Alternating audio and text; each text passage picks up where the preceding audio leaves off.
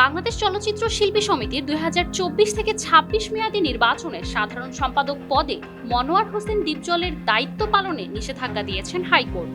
বিপক্ষ প্যানেলের পরাজিত প্রার্থী চিত্রনায়িকা নিপুণ আক্তারের করা রিটের শুনানি শেষে রবিবার এই রায় দিয়েছেন বিচারপতি নাইমা হায়দার ও বিচারপতি কাজী জিনাত হকের হাইকোর্ট বেঞ্চ।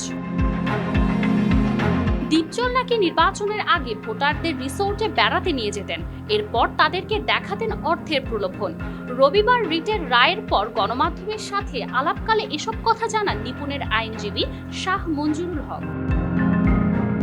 তিনি বলেন, শিল্পী সমিতি নির্বাচনে নিপুণ আক্তার সাধারণ সম্পাদক প্রার্থী ছিলেন। উনি নির্বাচনে পরাজিত হয়েছেন, কিন্তু নির্বাচন চলাকালীন সময়ে নিপুণ আক্তারের অভিযোগ ছিল বিপরীত প্যানেলের সাধারণ সম্পাদক প্রার্থী মনোয়ার হোসেন দীপজল নির্বাচনী আচরণবিধি লঙ্ঘন করে ভোটারদেরকে বিভিন্নভাবে প্রভাবিত করেছেন। শাহ মঞ্জুরুল হক জানান, বিভিন্ন রিসোর্টে নেওয়া, বিভিন্ন জায়গায় খাওয়ানো, টাকার অফার দেয়া, এমনকি ভোটারদের হুমকি ধামকি দেওয়ার অভিযোগও আছে দীপজলের বিরুদ্ধে। সেই অভিযোগগুলো নিয়ে নির্বাচন কমিশনে নিপুণ আক্তার দরখাস্ত করলে তার প্রেক্ষিতে কমিশন দীপজলকে একটি চিঠিও দিয়েছিলেন। সে চিঠিটি দীপজল নিষ্পত্তি করেননি, তার বিষয়ে কোনো তদন্তও হয়নি।